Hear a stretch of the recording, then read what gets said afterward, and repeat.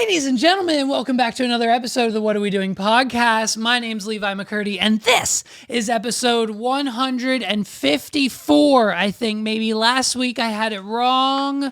I don't know. I'm sorry it's late. Listen, it's Monday, and I know what everyone on Friday was freaking out. Oh my God, where's the latest episode of the What Are We Doing podcast? And so it's fine. Listen, I was on vacation. I had one vacation. I took a little teeny tiny baby vacation, okay? Did I work half of it? Probably most likely yes, but it's fine. We're back now. I wanted to record a podcast there on vacation, but guess what? I left the microphone here. I unplugged it, but I never screwed it off this thing right here. And so even if I wanted to, I wouldn't have been able to because I wouldn't have had this microphone to deliver the best quality for you guys. So I just decided to wait out the weekend, finish the vacation. We got home early Saturday. And so here we are. It's back. It's studio time. I'm glad to be back. It feels good. It feels good in here. It feels great. The comments on YouTube. I mean, listen, dude, we've been battling this guy. Oh, since yesterday. I've been going back and forth arguing with a man. I think somebody, I don't even know. I don't even know who this person is, but we're going to talk about it because I said I would. He said, you know what I mean? He was like, hey, stop spilling lies. And I said, hey, I'm just going to address it on the pod. And he said, yeah, you should do that. And so here I am. And his claim, listen to what this guy said to me after, he watched one of my clips, okay? Now, I don't understand the mentality here, okay, when it comes to these people and when, you know, they see my content and they're like, hey, what, and they just have something so very fun to say. And it's always a good time. It's always a good time for anybody. So here's what he says. He says, and his name is FBGM Roadrunner 456. Okay, great. Fuck bitches, get money. Roadrunner 456. What are we doing? Oh, it feels good to hit that button for the first time. We're going to keep pressing it. We've got so many people. Listen, we're taking down a YouTube legend today. This comment stuff is only the beginning. Look what this idiot said to me. He said, bro, go to trade school already. 2 clown emojis. What are we doing? Nobody wants a nobody's take on pop culture topics. And so right off the gate, I think the emojis were for me, calling me a clown. And so a nobody's takes. And I immediately said, because clearly he hasn't seen past episodes, he hasn't been watching for 150 plus weeks.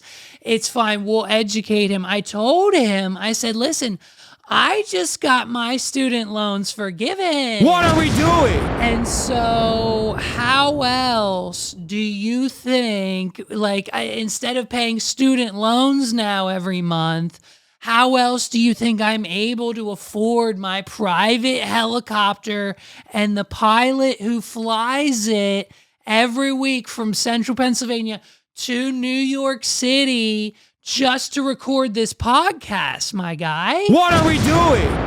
Like, we're in a high rise right now. Like, if you think that I'm delivering this quality of an episode, of a podcast, a broadcast, a video, whatever you want to refer this as, if you think I'm delivering this quality in Mechanicsburg, what are we doing? Central PA, you got another thing coming. I would never, okay? We're broadcasting live from the penthouse that we rent monthly. I pay monthly, even though I'm there only once a week to record this episode. It's the biggest expense on our books, but it has to be done to bring you the best of the best every week, and it wouldn't be for my student list. So I told him, I can't go to trade. I already went to trade school. I graduated trade school in 2010. What are we doing?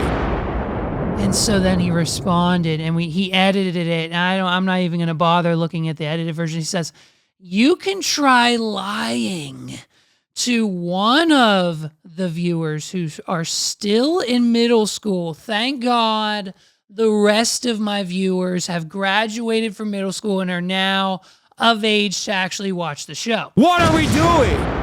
But any adult reading these comments just busted out laughing at how childish you sound. Hey, keep wasting your money on helicopter rides to a studio setup anyone can make it home for $1,000. What are we doing? This camera costs more than that. Also, I know you're lying about trade school because a real man who could pass a trade school wouldn't be wasting their time on a shitty blog. What are we doing? Well, that's funny because I thought this was a podcast. And so it's fine. We're going to let him know. Okay, it's fine. It's a blog, vlog, whatever the kids are calling it now. I guess podcasts are just blogs now. Is that what's happening? Okay. I didn't get the memo. No one told me I'm just a little bitty baby podcast. They would be making bank through that trade. You keep commenting whatever you want. No one on the internet will believe you. Well, this is news to me. And so then he comments again. Who spends money on helicopter rides every week for $1,000 setup studio anyone can do at home? Liars! What are we doing? Liars. That's who. And apparently, that's me. Oh, we keep going. I mean, you can easily tell the background is fake and just a banner taped up behind you. What are we doing? How come not a single light in the city never changes in any of your videos? Crying face, and he ends it with one final edit. Lie to somebody else because you ain't gonna lie to me. What are we doing? And to that I say, the only thing I guess I really need to prove to the fact that we are in fact live. Listen, to be realistic, it's kind of like a $1 million studio, okay? Like the $1,000, like, come on. The four things in front of me are equivalent to more than $1,000. What are we doing? And so, listen, and as far as the New York City landscape behind me, that can be chalked up to one simple explanation, okay? Because you don't know anything about set production, high quality video equipment, let me clue you in, Mr. Fuck My Bitch Get Money, okay? What happens when you have this high caliber of equipment is you need to match it to the frequency of the lighting within your studio to get the best results. I don't match the frequency of the office building all the way my helicopter ride over there. What are we doing? I match it to the frequency of the lights in the studio so to get the best results. You don't see it because it's capturing it at a different frame rate, okay? Watch an MKBHD video. What are we doing? And you'll understand how frame rate and light and frequency works to the point where, listen, if you look, I'll be honest with you. If you look right now, hold on, look, if you look right here, and I'll zoom in for you. If you look right here is my other New York City apartment.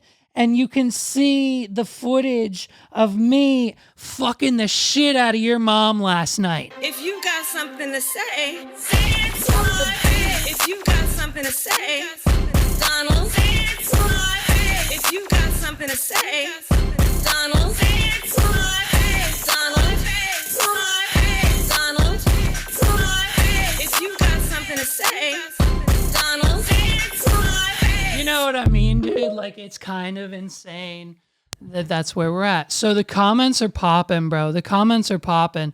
Oh, and then I told him, I said, well, you actually got me because with the pilot and the tip I give him every week, it's actually $1,300. What are we doing? It's not $1,000 per ride. It's $1,300. He doesn't like me, I don't think. Okay, bud. You know what I mean? It's a mid-ass studio setup reveal. Did you not see? I pointed out where we were, me and your mom, last night. What are we doing? And so, listen, it's fine, bro. All the other comments have been pretty positive, you know what I mean, for the most part. But listen, we've got breaking news. Dee-dee-dee-ba-doom, ba-doom, doom, doom. We can't get through it without Donald Trump news on Saturday. This is how insane this man is. It's just one of these situations where, you know, it's just, it makes us, it helps us believe and understand why Donald Trump should just probably go away and never come back. He's posted a series of AI generated images on True Social account. Because that's the only place, it's the only social media that matters, okay? What are we doing? He posted AI-generated images on his True Social account, falsely claiming that Taylor Swift endorsed him for president. So what happened and what led to this is what none of the news outlets obviously are covering because they have no idea what's going on. What are we doing? But it's okay, I'm going to tell you, and this is why Mr. FDB Get Money needs to listen and subscribe and pay attention because you're not getting this shit anywhere else. The reason this happened is because Big Daddy Elon, released version 2.0 of his Gronk Emperor's Groove AI Chat GPT competitor. And so with that release comes AI image generation. And unfortunately, it is and remains till this very moment unhinged to the point where you can tell it's just about anything. What are we doing? Like some of the images that are circulating that I cannot put on the screen because I'll probably get taken down or in some serious trouble is like, zaddy trumpets in a plane with an AR-15 headed for the Twin Towers on a specific date in 2001. Like it's a problem. You can put in any IP, any celebrity, any person this model is trained on. Elon Musk gave it no restrictions. What are we doing? There's no restrictions here. And so the issue with that is people are now generating whatever they want. We had this issue a few months ago with Taylor, and she had all of these AI images taken down, but the problem is they're back now. So people are using Gronk because it's only $8 a month on Twitter, X Pro, Blue, Pro X, whatever Elon Musk has it called now. X Pro, I think, or Twitter Blue, I don't know. And so Trump gets a whiff. Somebody generated Taylor Swift supporting Donald Trump, endorsing him, like showing her support for zaddy trumpets. And the issue with that is they're fake. It's not real. It's AI. Hey, what's an image? What are we doing? And so Donald Trump then discovered Swifties for Trump was trending. People with T-shirts with AI generated had that on. And so Donald Trump, in his infinite wisdom over the weekend, just came with the heat. Donald Trump downloaded them all and made the post and said, I accept. Taylor wants you to vote for Donald Trump. And I quote, Donald Trump says, I accept. What are we doing? The issue is, I'm almost positive that Taylor Swift would want nothing more than for Donald Trump to just be non-existent on this planet anymore. I'm pretty sure she does not like him. I'm pretty sure she is not endorsing him, okay? The pop star is yet to put her name behind a presidential candidate for the 2024 election, but let it be known that she endorsed Joe Biden in 2020 and took aim at Trump in a tweet that year following his response to the George Floyd protests, of course. Everyone remembers that mess. Not the protest, but Donald Trump and Taylor Swift. After stoking the fires of white supremacy and racism your entire presidency, you have the nerve to you have the nerve to feed moral superiority before threatening violence. When the looting starts, the shooting starts, Swift wrote. We will vote you out in November. Trump previously mused about Swift in a Variety co-editor-in-chief Raman Saduk's book Appearance in Wonderland, how Donald Trump and Mark Burnett took America through the looking glass, called her beautiful but liberal. I think she's beautiful, very beautiful, very beautiful. I find her beautiful. I think she's liberal. She probably doesn't like Trump. I hear she's very talented, he said. This is Donald Trump talking about Taylor Swift in the article. What are we doing? I mean, it's just, so now we've got all of the fake news. And of course, the Democrats are now using this against him. And this is what he's got now. We're starting to see everything die down. Nothing's been had this week. We're over it. And honestly, I can't keep it in much longer, okay? I'm coming out against MRBEAST, okay? What are we doing? I thought I could get through it with the op-ed we did last week, but listen, what a lot of people don't know, it's one of the many pieces of my life that I have not put on the internet. Part of it was because of my contract, but now that I've officially been let go, /quit, /was fired, I was to an ex-employee /contender in one of MRBEAST's videos. What are we doing? And I haven't, only a few people in my family know. It's been, honestly, it's been one of the most traumatic episodes of my life. Working for Jimmy Donaldson, I mean, just really, I was force-fed chocolate every day. I mean, on top of many other things. Listen, in the beginning of my employee, it was cool. I got the call from Jimmy himself. He was like, yo, bro, we want to bring you on the team. Okay. Like, we had it, like, you could go. There was a gym, a locker room. We played pool, video games. We hung out. Jimmy paid for everything. Like, I literally didn't pay for my life for like a year. What are we doing? Like, he gives you a house, a salary. Like, it's a wild time working at Beastie Corpo, okay?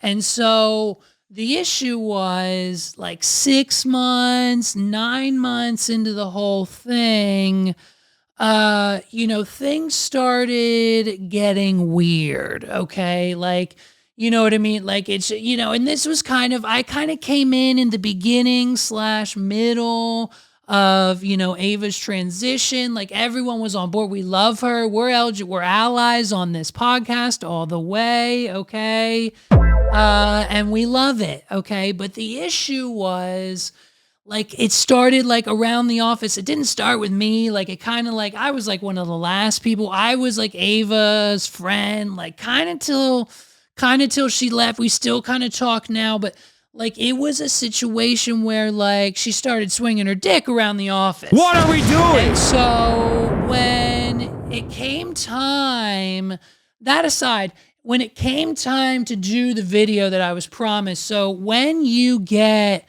a job at MRBEAST, you're either a level 1, which is like the Chandlers, the Chris's, of course. A level 2, you're kind of in the videos most of the time. A level 3 or a level 4. If you're a level 4 employee, you're kind of like the janitor. He doesn't really give a shit about you. And like, that's just not me saying that. That's like in the handbook that just leaked. You can go find that online. He basically says, if your ambition isn't to get to a level 2 or a level 1 in this company, you should just leave right now. What are we doing? And so that's kind of the atmosphere and pressure that Jimmy puts on you. Like, if you're not good on camera, you're no good to him. But my contract, I came in at a level 3, so I got at least one video filmed. It was never promised to air, but in order to get it to air, you had to come in at a level 2, but I was a level 3, so I at least got a video filmed. But unfortunately, it didn't air, okay? And so when it was time to do my video, it was going to be, they hype this one up as one of their biggest videos yet. This was like supposed to be a day before the Squid Games video drop. Like this was supposed to be what took Jimmy into the next planet. You know what I mean? And so when they told me that, I was like, wow, like how lucky. Like this has never happened to a level 3 before. This will probably, if I do good, if I win the challenge, if we go viral, I'll probably get, I'll probably get like an upgrade. Like I'll get a promotion to level 2. I'll be in more videos. Like this is it. This is my big break. I'm going to be a main character for MrBeast. I was so excited. What are we doing? And so, but the issue was, here was the challenge. The challenge was essentially something that was just impossible to win. They wouldn't tell me what it was. Like they were dropping hints, but I wasn't allowed to know for shock and virality factor until we actually started filming. All I knew was that I was going to potentially win $1 million if I did something for 100 days. So it was like, survive 100 days on a yacht or in a bunker or on a farm, like whatever the challenge was, I had to do for 100 days and then I would win $1 million. And I was locked in. Okay. The issue was when I showed up to set, the challenge, which I wasn't able to talk about due to non-competes and everything else, the challenge, MrBeast was challenging me. I had to live and survive in a Planet Fitness locker room for 100 days. What are we doing? When I tell you that this was not only impossible, but it was one of the hardest things I've ever done, like I would be just trying to sleep. And like I wasn't allowed to leave. I couldn't use the workout equipment. I had to stay in the locker room. So like damp from the showers, the hard floor because it's wet and sweaty and gross. And like the benches, like I didn't even get for the first 4 days. I didn't even have like a sleeping bag or a bed. I had to sleep on the floor. One night I slept on the skinny bench that's in the Planet Fitness. What are we doing? It was a nightmare. And so and then just when I would finally get an ounce of sleep, I would be woken up by the sounds and sometimes the feelings of an old man's flaccid penis just running across my cheek as he wanders and stumbles into the locker room. What are we doing? And it's one of those things like Jimmy would come in and he would check in on me and he would like make me say weird things like, thanks to MrBeast, I paid off all of my $300,000 worth of credit card debt because that's and gambling, and I no longer gamble thanks to our friends and the help of DraftKings. What are we doing? I would have to say these things, and like I would have to do ads for Planet Fitness, and like Jimmy incorporated Feastables into it in this weird way. He was like, if you work out at Planet Fitness, you're fit for Feastables. What are we doing? And then you know how Planet Fitness used to, now they don't anymore because like they almost got canceled. Like Planet Fitness every Tuesday would order 500 pizzas, and this was every location across the country. Every Tuesday they would order 500 pizzas from the nearest Little Caesars because it was the cheapest they could find, and they would give out free slices of pizza to anyone who would come into the gym to work out. What are we doing? This was and then it obviously started to spread amongst the homeless community, and then they just started sharing their memberships. They only had to pay $1 a month if they had 9 homeless friends, and then every Tuesday they would line up and rotate on the hour outside of the local Planet Fitness. What are we doing? And it's just utterly disgusting. And so it quickly became an issue. I don't think they do it anymore, but to bring that back, Jimmy brought back Feastables Fridays, and every Friday I was there in the challenge. I was there for 100 days, so it was 3 months. So it was it was so many times. he would have 100,000 candy bars brought in, and there would be a line wrapped around this Planet Fitness just to get a Feastables bar from Mr. Beast for the chance to win. Like, he was giving away Teslas and shit. What are we doing? I didn't get any of it. I didn't get any of that. And like, I couldn't do it. He didn't give me a sleeping bag. He didn't give me anything. I couldn't sleep.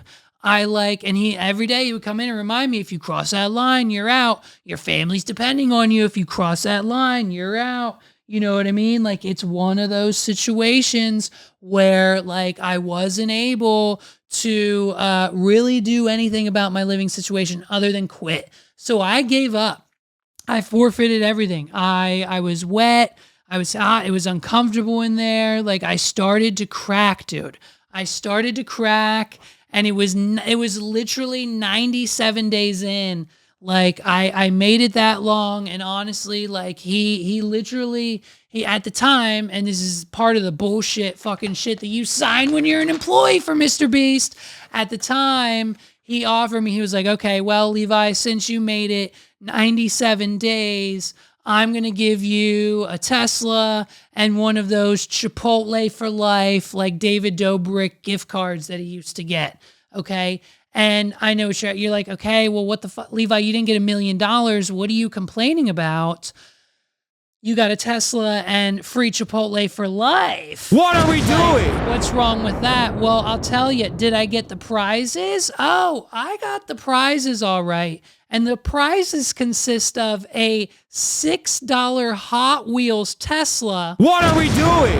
And when I finally, after a year's time, got the Chipotle card in the mail, come to find out, it only had a $500 budget on it. What are we doing? And we tested it. We thought maybe, it'll reload every $500. No, I bought all of my friends and family Chipotle, and now it has nothing. I've tried every day for the last 2 months to use it, and I've called, I've emailed corporate, I've emailed Jimmy. They've changed their email. It's a whole scam going over there.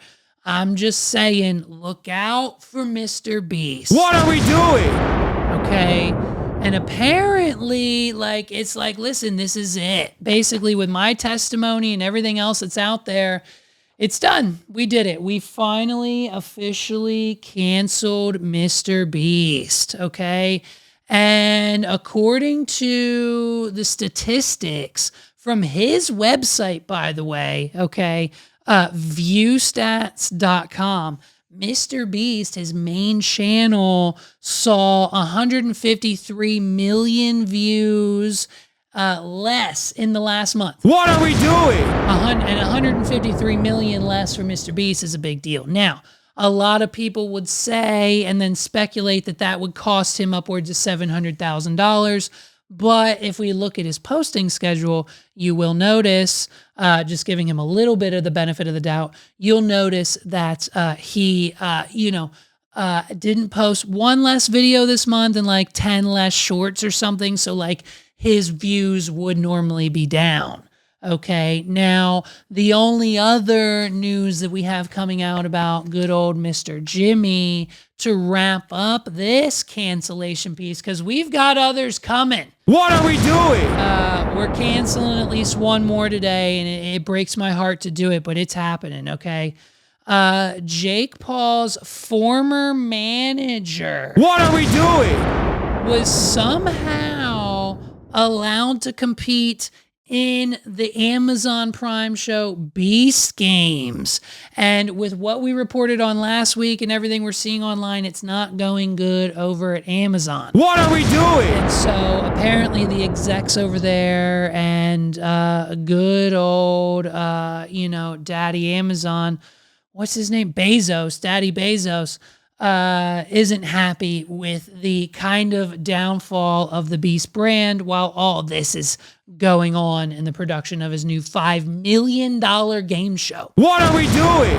And so apparently Jake Paul's former manager, who we have a few people, I think 5 or 6 people verifying he was in fact allowed to compete in some of the very beginning games within the Beast games was kicked off the show for alleged inappropriate behavior towards, guess who? The female contestant. What are we doing? And so now that we have his whole name, and I'm not saying his name because I just can't pronounce it. It's like Armani Izadi, I think is how you exactly, I think that's how you do it. I think I might have got it.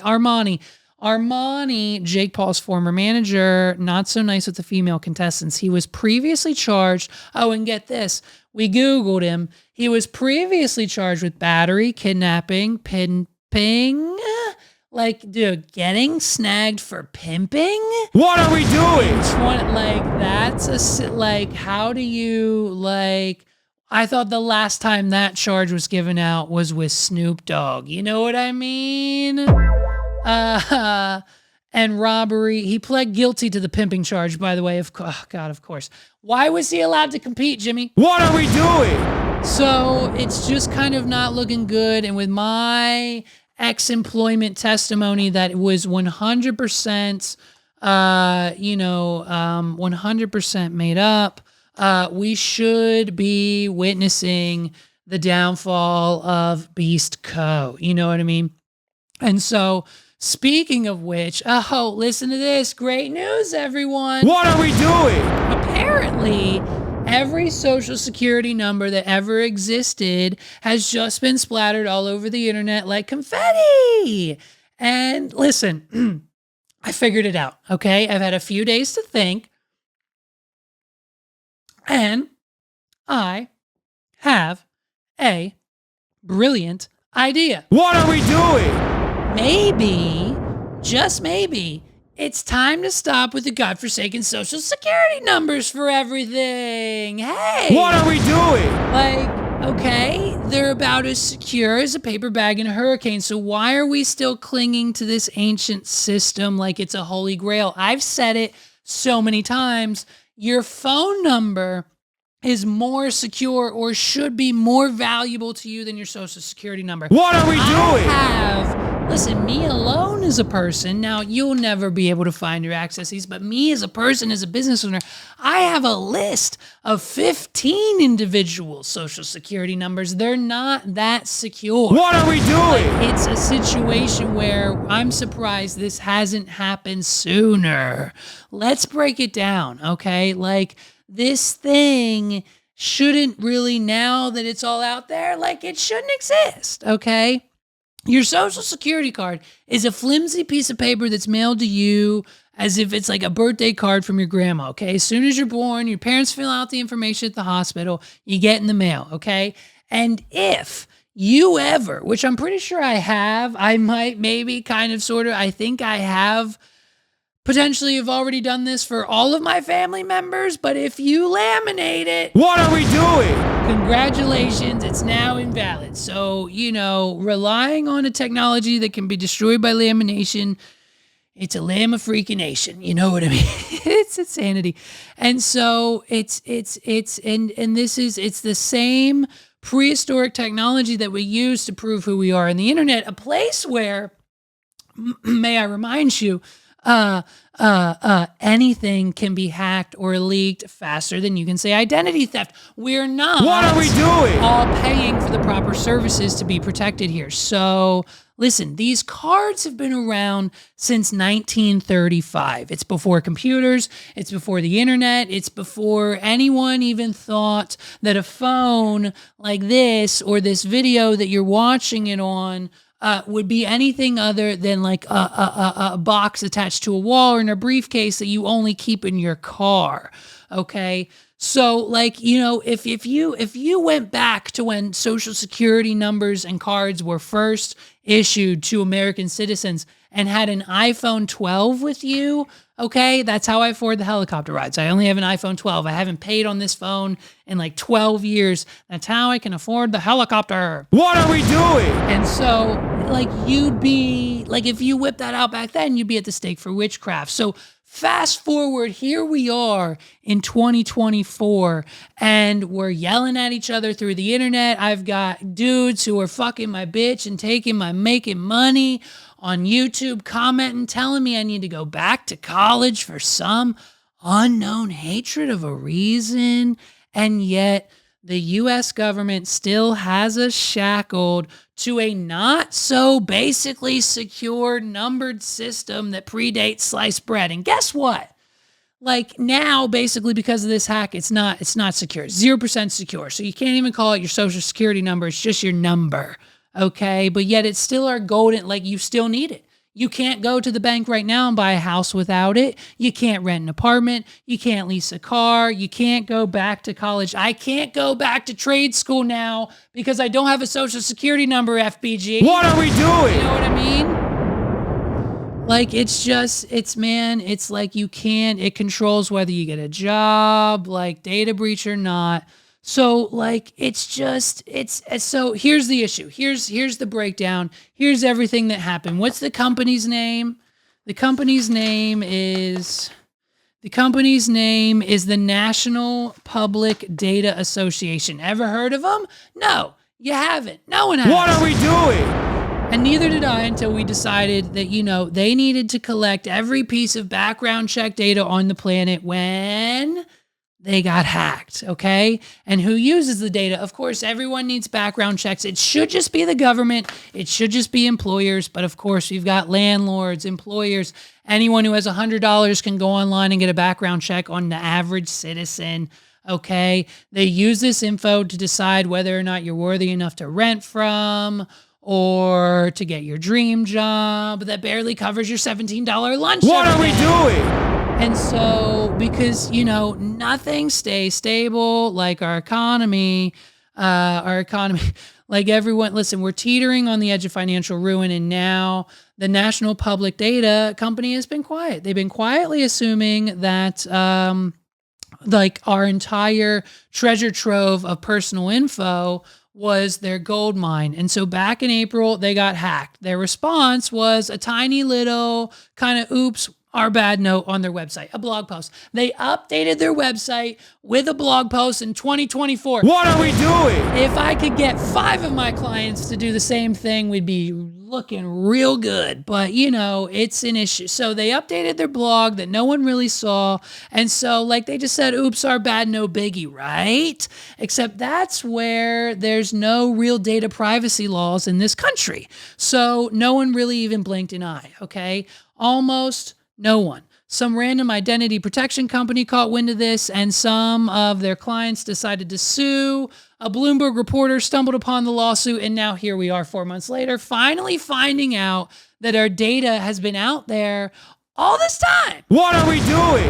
And so now basically everyone's just basically scrambling to lock down their credit reports and begging the credit bureaus for mercy. And I've got a better idea.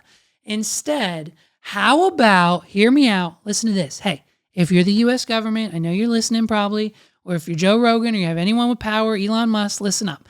Instead, I've got a better idea.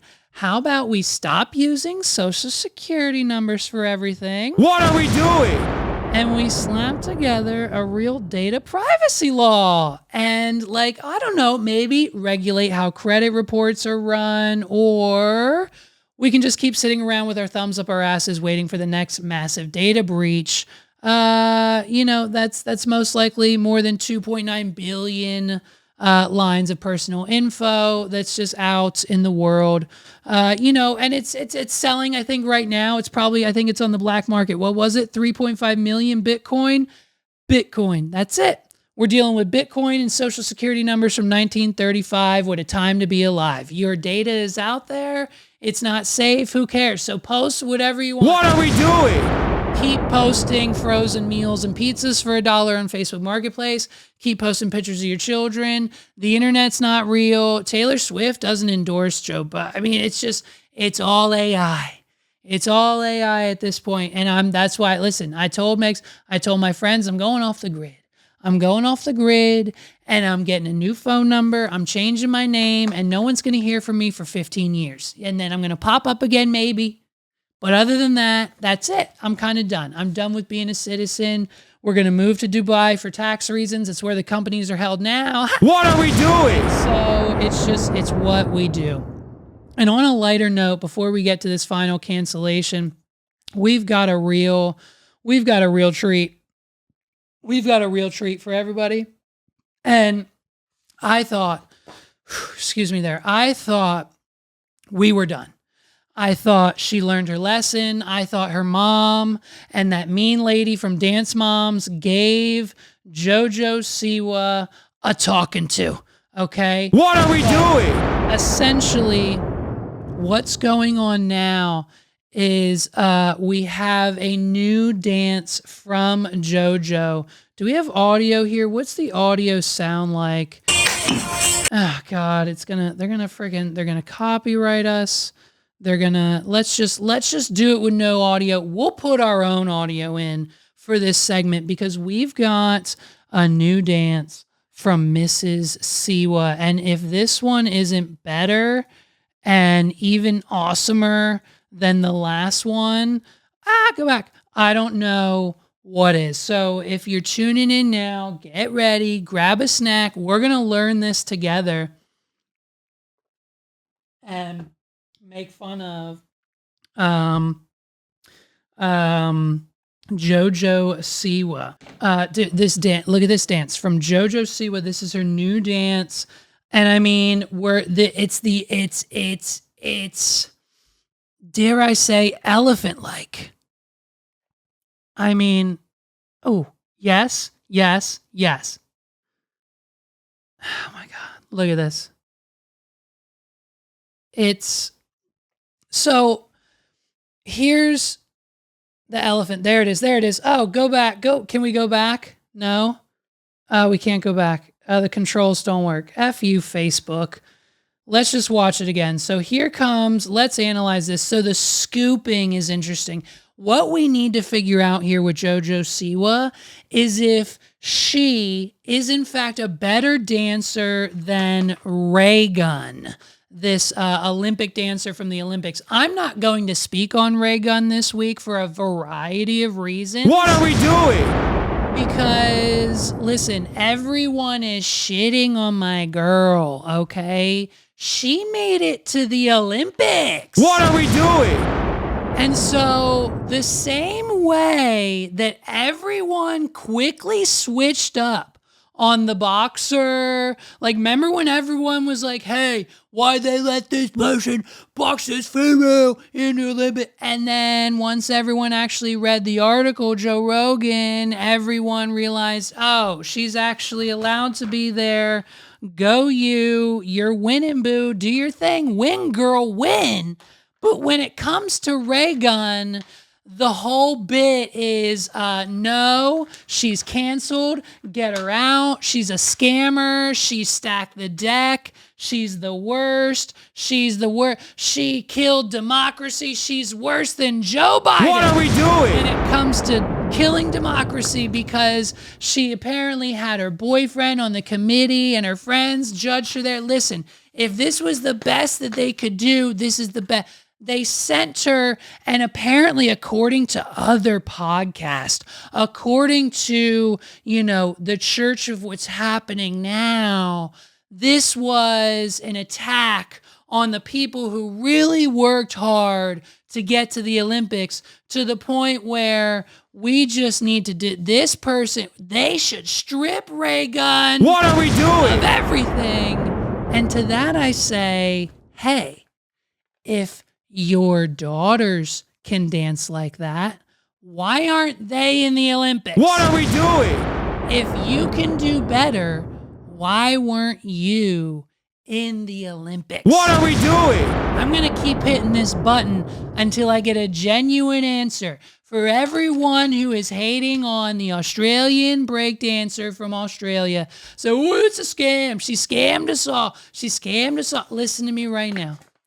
It's the Olympics. It is a 1,000-year-old organization. They are there for one thing and one thing only, for all of you to make it go viral so they can continue paying people like Snoop Dogg $500,000 a day. What are we doing? Equaling a grand total of a $9 million contract for his time at the Olympics this year. We'll see you in 2028, Dr. Dre.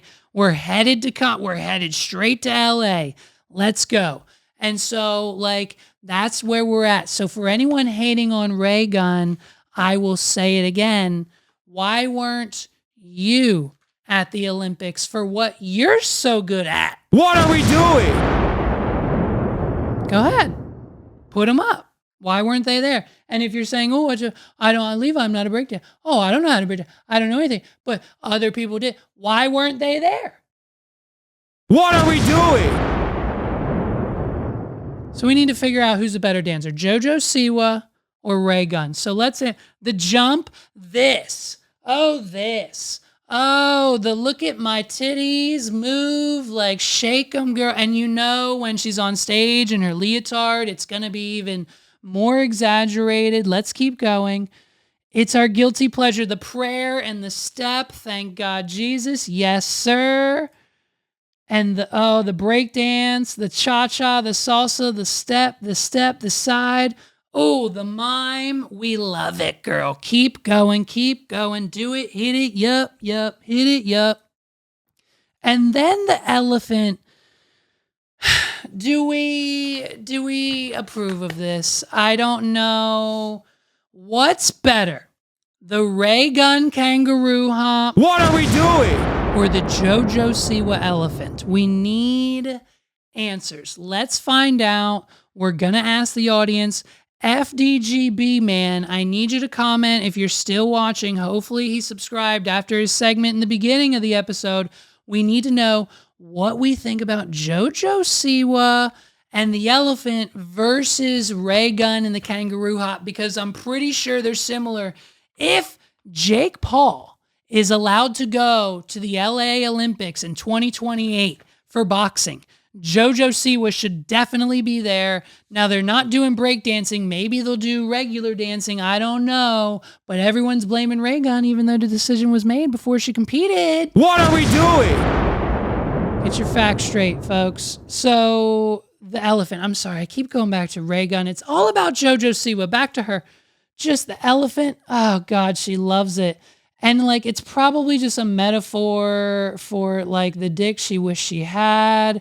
We love the JoJo. She stopped by Access Hollywood to show her latest dance that just includes everything. We're just doing everything and anything. She says, hey, what's your favorite animal? She's like a balloon artist.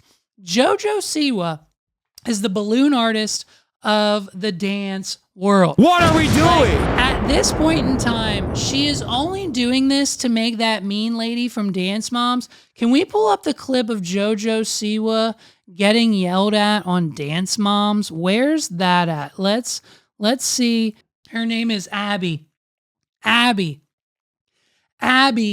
kicks JoJo and Jess out of Pyramid what? Where are we at? Kicks JoJo out of the pyramid. Oh my gosh. Let's get some sound going here. Listen to this. So at this point in her life, this is where JoJo Siwa was at.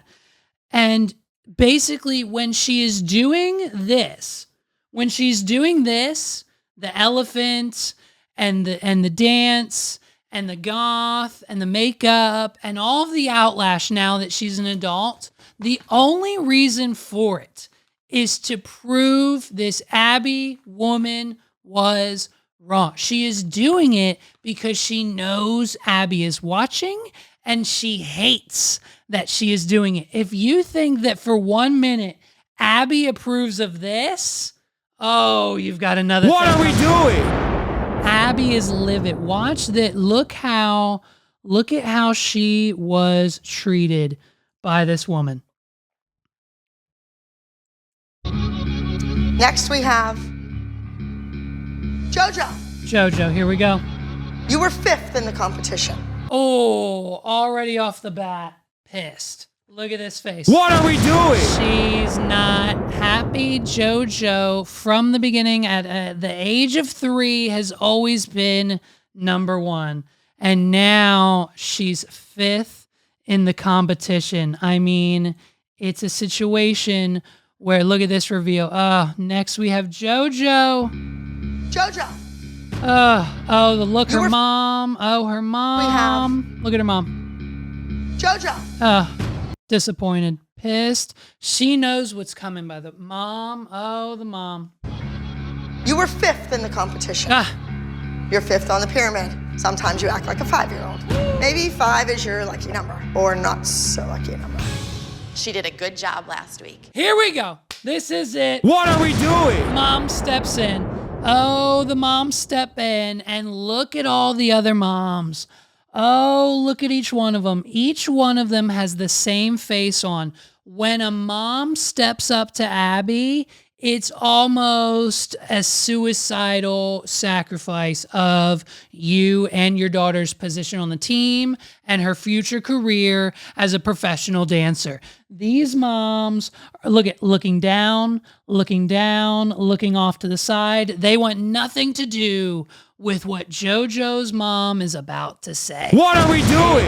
It's gonna get heated when she steps up. Oh, she did a good job last week, but look at these moms like, holy shit, bitch, what are you about to say? Don't say anything right now. Just shut the fuck up. What are you about to say? Oh, the look of the devil. Look at her. Look at that. This woman has protected JoJo since the beginning, and she will continue, and she will always do so. Oh, the moms fighting with Abby. Let's see. 5 is your lucky number, or not so lucky number. She did a good job last week. She did a solo. You poured blood on her. You put a 4-inch crown on her head. She did a good job. Keep telling her. She did a good job. She did a good job. Keep telling her. Get her, Jacqueline. You should have watched the movie. When you're given an assignment, you do it. When I'm in a hotel room in a scary movie, we're not. JoJo Siwa. What are we doing? Is scared of the she told her to watch a scary movie. She poured blood on this girl because of the movie. She's in a hotel room, a place she's not familiar with, and she's forcing them to watch scary movies. This is the issue. She's like when you're given an assignment, you do it. An assignment, you do it. when I'm in a hotel room in a scary movie, we're not gonna do it. I'm not gonna have her be scared for the next 6 months because she watched the movie you wanted her to watch. And what we movie? did the dance. We watched the trailer. I told her what it was about. You didn't change your emotion. You had one look on your face the entire time. It was good. She was possessed. It was good. Well, if you're so good, you don't really need to be a part of the Abby Lee Dance Company. Not part of the Abby Lee. I know this bitch is not about to rip the photo of her off the pyramid. What are we doing? Don't you dare. Don't you dare. Good, you don't really need to be a part of the Abby Lee Dance Company.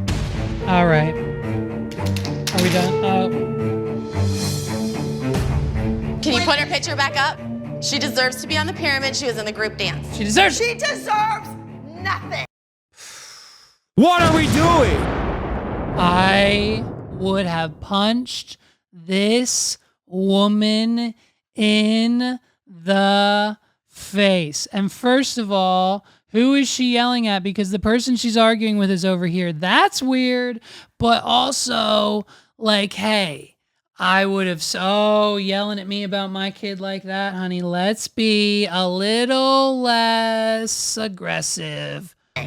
Oh, make her cry. Don't have an attitude that you are entitled in this world. You are not. You deserve nothing else. You earn it. You can't stand here and cry. You know what? No crying children. You know what? I changed my mind. What are we doing? Completely flipped. I just became an Abby fan. And you know what? This woman made JoJo Siwa. If it wasn't for her, we wouldn't have a JoJo Siwa to make fun of. Listen, she said, look, this is exactly what I am telling you people. If you are complaining, if they are turning you down, if you have to take an extension cord from your neighbor's house to yours because you can't afford your electric bill in 2024, This is the advice you need to pay attention to. Not as harsh as this, but in the same nutshell, this is exactly what I have written down right here in pen, in ink, permanently written on this piece of paper. It says it right here, the same advice. You have to go out and get what is yours. You cannot wait on anyone else. You have to be your own boss and your own person in this world. And if you think you deserve to be on the pyramid, just know at any point in time, someone can take your photo and remove you from the pyramid, okay? And that's how life goes. And if you don't start realizing that, like JoJo Siwa did at just how old is she? 6 years old? Here, 7 years old?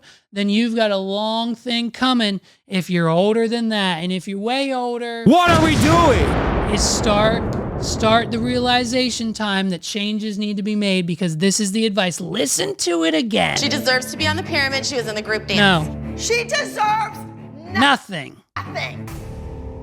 What are we You have an doing? attitude that you are entitled in this world. Go. You are not. Tell him. You deserve nothing else. You earn it. You can't stand here and cry. That's right. I have no crying children. Nope. None. Well, if you yell at me, I'm gonna cry. Get Oh, out. bitch. Go. Get out. Go. Get her out. Go. Get What are this we doing? sweet child out of here. My son couldn't. I'm not doing it. No way. I couldn't handle it. If you're too weak for the sauce, get out and leave. This is what we can thank for JoJo Siwa. And if you're not on board with what they're doing, then, I mean, you got to get out. And that's what they did. And I think it really shows that when we see things like this, it is because of Abby. It's because of Abby. And it's honestly, I've changed my mind. I was going in with her as another person we cancel on this episode. What are we doing? That goes to show, folks, you can be uncanceled in this world. Ask Andrew Tate, ask JoJo Siwa, ask them all. Ask Kanye West and his Cybertruck, ask the Biebs, ask everybody who's ever been canceled. Ask Chris D'Elia, ask Brian Callen, ask that whole empire that's failing over there. Listen, ask anyone who's been canceled. You can come back. It's not going to be the same, but you can come back if you put your heart into it. You can do the titty slap with the prayer hands and the Michael Jackson feet and the salsa dance and the elephant. Look at the elephant one more time. There it is. Just the flapping of the arm, wishing she had a penis. What are we doing? In my opinion, is in my opinion. I said in my opinion, it's what it is. So that's JoJo Siwa this week. Now listen, our final story. We're turning to one of the OG YouTubers, in my opinion. We're looking at none other than Philip DeFranco. What are we doing? And it saddens me, dude. It saddens me. I love Phil.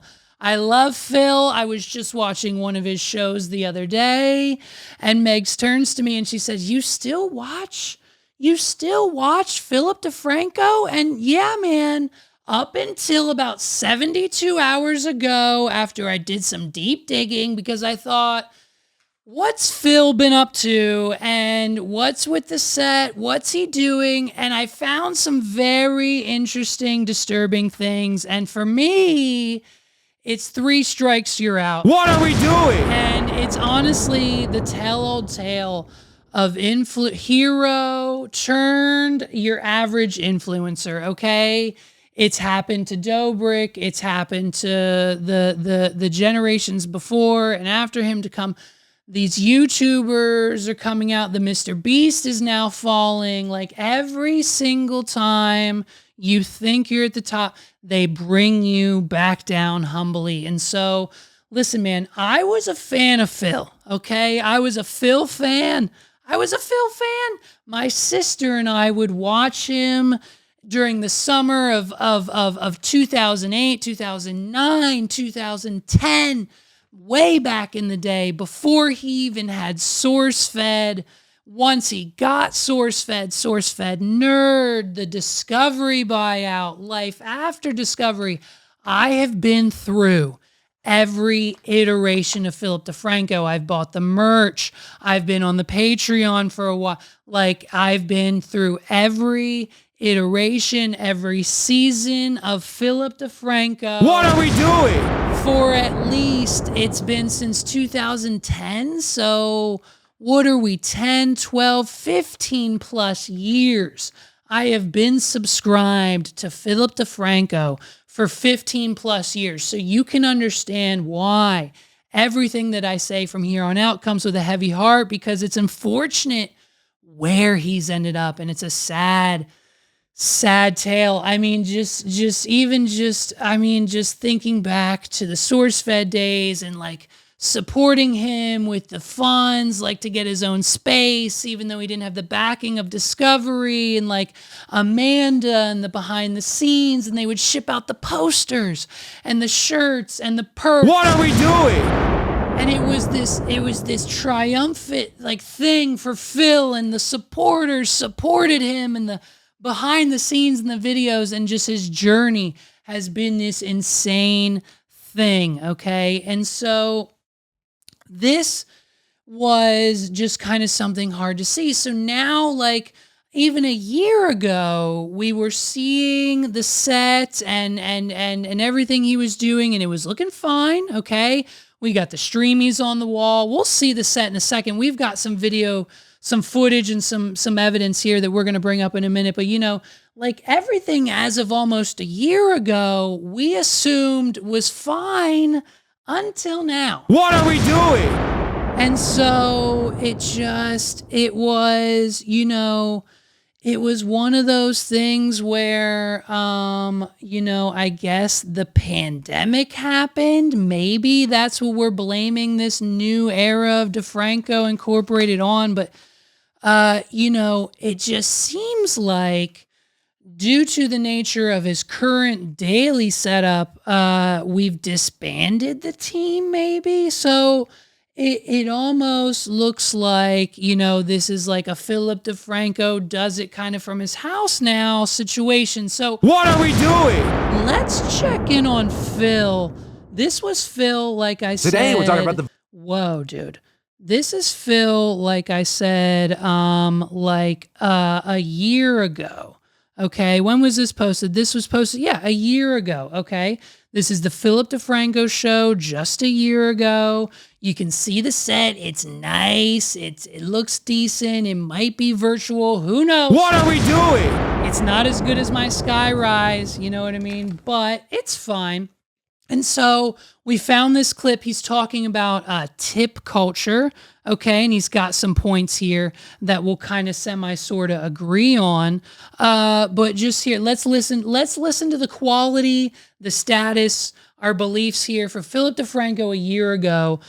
This is tip culture gone too far. Someone fucked up a sure thing. And then, I hope you're enjoying this video, but before we continue, I just, the iPhone's gonna ask you a question really quick. That little interaction, at least in America, has become all too common. You're buying yourself a little juicy juice or whatever, and you get hit up for a tip. So much so, there have been more than a few videos, memes, and overall internet commentary regarding tip culture lately. And if you happen to hate it, know that you are not alone. With a recent Bankrate survey finding that 66% of Americans actually have a negative view of tipping, and 30% say that tipping has gotten out of control. And instead of tipping, 41% of respondents in the survey say that companies should just pay their employees more, which of course is not a new argument. That is an argument as old as tipping itself, right? It's the idea of, as a consumer, if tipping is part of the expected experience, just put what that money would be into the price of the thing they're buying. And so let me just pause. Just listening to this man, he talks so fast. I know I'm a fast talker, but I mean, Jesus.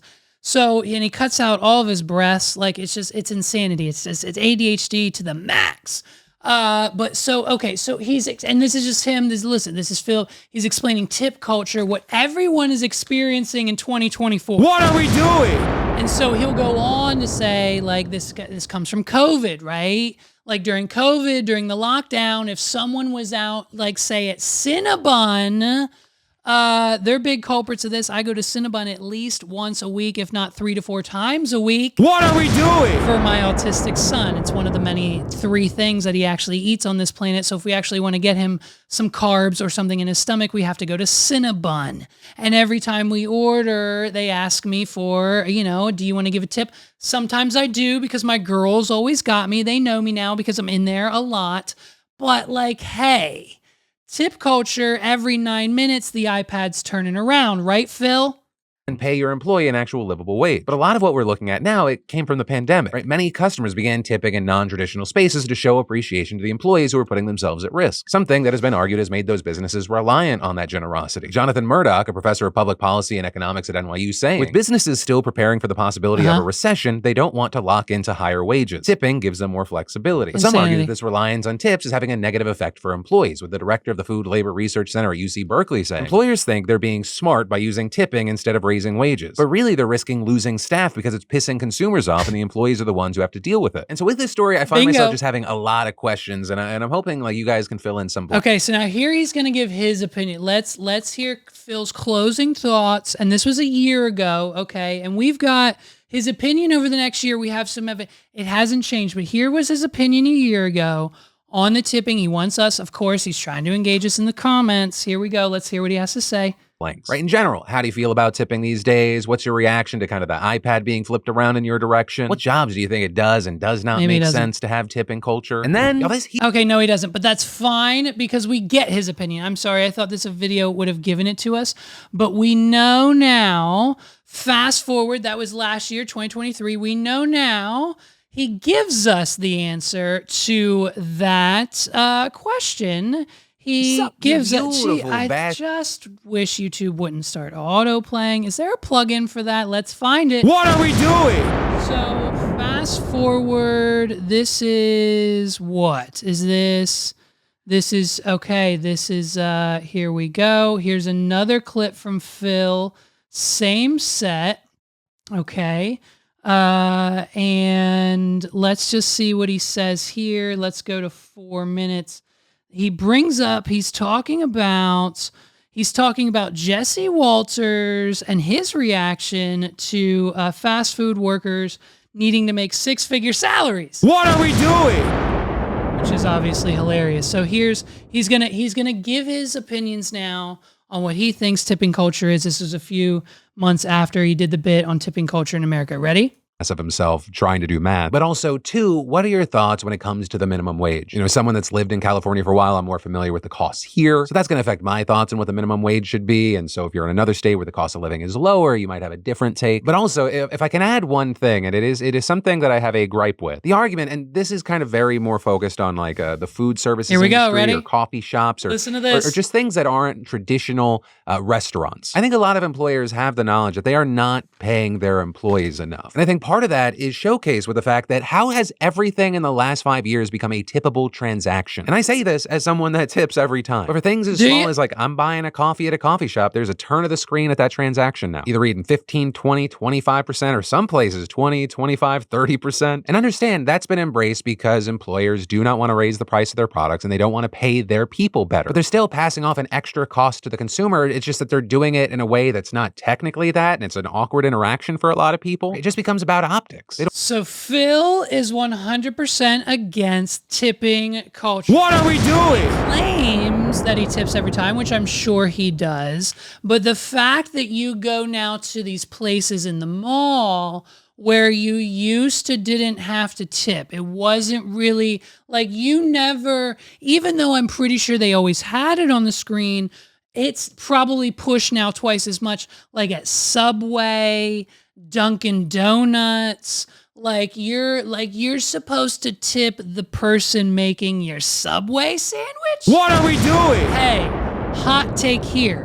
1, don't tip the person at Subway. And 2, in our lifetime, I'm projecting in the next 5 to 10 years, we will see the downfall of Subway.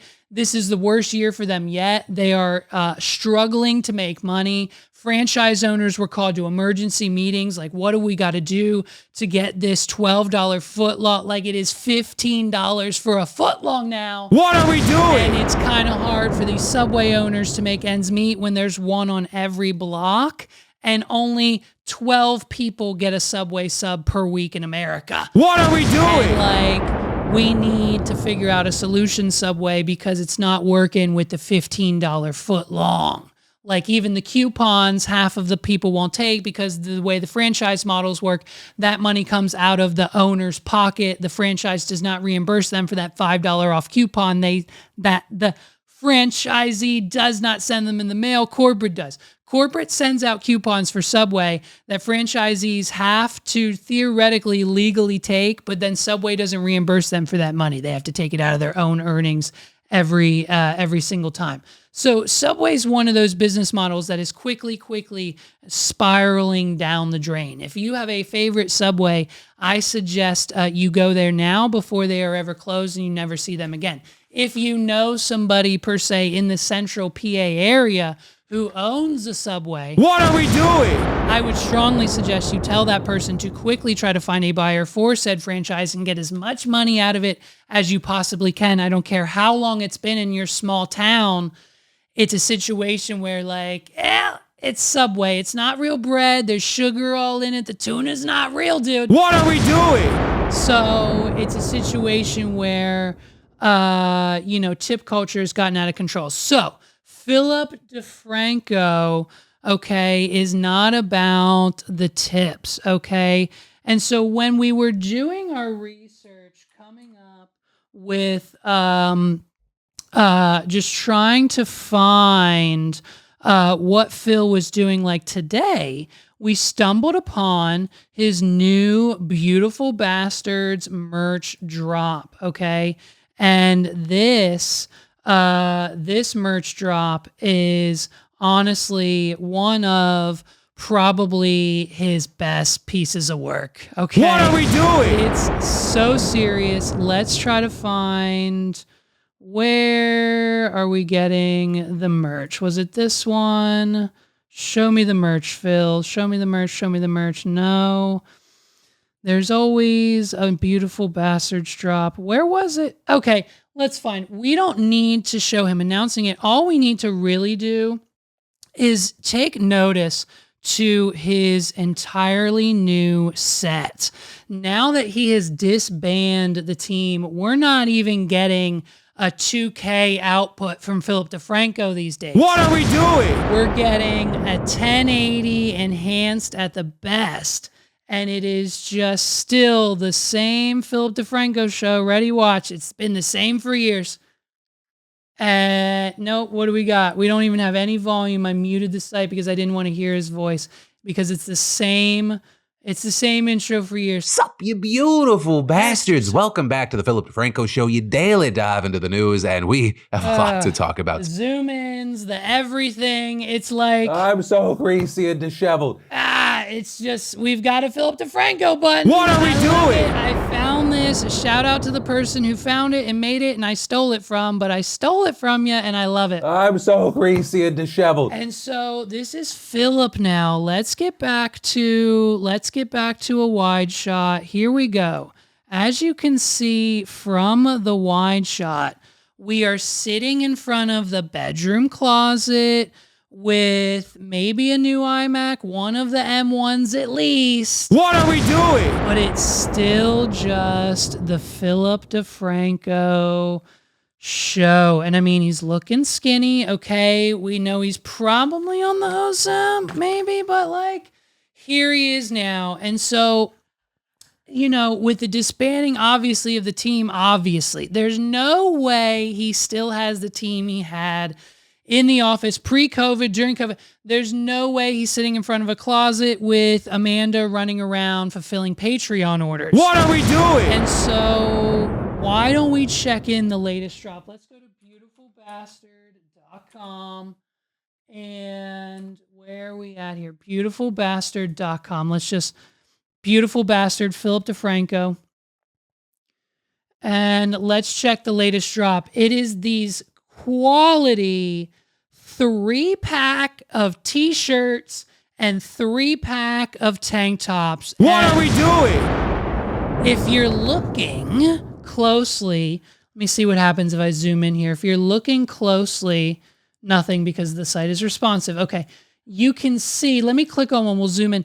You can see that the t-shirts he's selling are blank. What are we doing? Philip DeFranco has 3 different color packs. We've got a blue, red, and green, a white, pink, and maroon color, and this kind of puke, vomit, dark blue, yellow color. What are we doing? And for 3 t-shirts, how much are they, dude? For 3 t-shirts, you're paying $75 to $25 a piece. So Philip DeFranco now is buying blank t-shirts, okay? And presumably with what we found, you can get a print press, you can get a t-shirt press, t-shirt shop quality print t-shirt maker at home for anywhere from $25 to upwards, of course, of thousands of dollars, but starting at $25 to $100, you can print this little beautiful bastards logo on blank t-shirts all day long. What are we doing? So while Philip DeFranco is upstairs in the spare bedroom of their LA mansion filming his show every morning, Lindsay's at a goat yoga exercise, the boys are off at their private school daycare, private nanny, I'm sure, and he's filming his podcasts and his shows or whatever he's doing now from his closet, and he's selling us this latest merch drop of blank tees and blank t-shirts, okay? Oh, and of course we're calling them, look, it's not dark blue, tan, and black, folks. What are we doing? It's midnight, blueberry, and cloud. He is purchasing the shirts from the dropshipper, getting them in the house, printing his logo on the tag that I'm sure will wash off in a few months. We have yet to find out because, listen to this, I'm wearing one because he also has, I couldn't do the colors. It's not my style. What are we doing? You know I don't do colors. We found an everyday black tee 3-pack, all blank, from Philip DeFranco. And if you thought I wasn't paying $150, I waited for the half off $75 sale, baby. I've got it on me now. Look at this. The merch from Philip DeFranco. Okay? You know what it feels like? It feels like a $10 t-shirt from Kohl's. What are we doing? It feels like Philip DeFranco is now selling blank merch. I mean, I thought I was going to change the game when I wasn't putting like design thumbnails and just putting blank thumbnails on my YouTube videos. But this is next level OG YouTube. You thought Logan Paul was scamming his audience? What are we doing? Philip DeFranco is on the next wave, dude. I'm so greasy and disheveled. It's the next level blank t-shirts. I've got it on me. It feels itchy on my skin. Like I feel a rash forming, okay? And that's just in my opinion, Phil. What are we doing? But what we found even more offensive is when we purchased or attempted to purchase the t-shirts, we added them to the cart, okay, normal, right? Shopify, it pops out, you can see, you hit checkout, and what do we find but the average information where before we even get to my information, before he wants to know my name, before he wants to know my address, anything related to the purchase. What are we doing? Philip DeFranco is asking me to leave a message for him, and for him to even maybe see or reply to that message, he wants me to leave an optional tip. What are we doing? The man, for the last year and a half, has been complaining about tip culture and the iPads at the mall and people in the industry who shouldn't be getting tips. What are we doing? And we now have Philip DeFranco asking for support via a tip for him and the beautiful bastard team. Shout out to Lindsay. They're probably putting Trey to work as well. But we are to support him with not a percentage either, you dirty bastard. What are we doing? You beautiful bastard. $3, $10, $20. I'm so greasy and disheveled. Or a custom. Let's see if we can do 50,000. Let's see if we can send Phil 500,000.